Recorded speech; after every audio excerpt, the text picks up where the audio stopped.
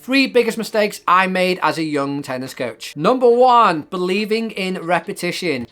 Now, back in 1999, when I first started coaching, having a poster saying how to get better at tennis, repetition, repetition, repetition, repetition, repetition. Tennis is not a repetitive game. No 2 shots will ever come the same way. And even something like the serve, where the ball starts in my hand, no 2 serves will ever be the same.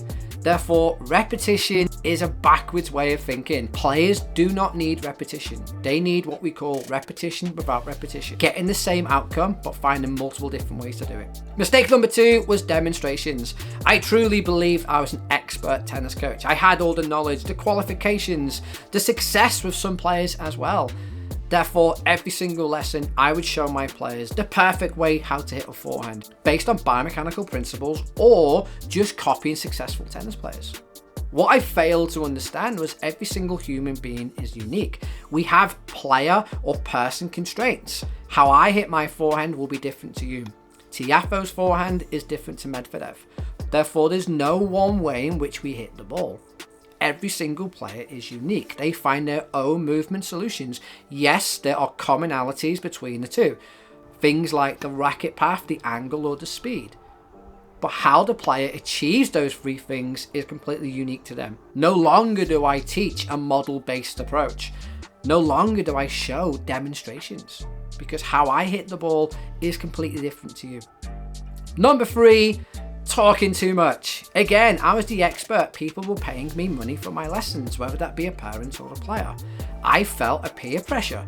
I had to teach as much as I could in that single hour. And I would just hit my players with lots and lots and lots of information. We understand that tennis players learn how to develop skill within the context of the game itself.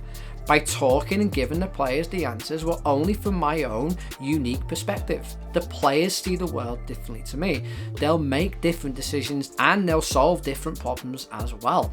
As a coach now, I listen more than I talk. My role as a coach is to set problems, not to give solutions. That's what's amazing about the constraint-led approach. By manipulating the task, the environment, or the player is learning much more implicitly. Now, that's not to say as a coach, I take a step back and just allow the player to play. My job is to be hands-off but eyes-on.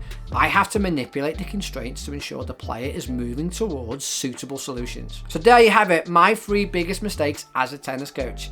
Leave down below what are your biggest challenges as a tennis coach. Watch the video on the screen now, and until tomorrow, I'll speak to you soon.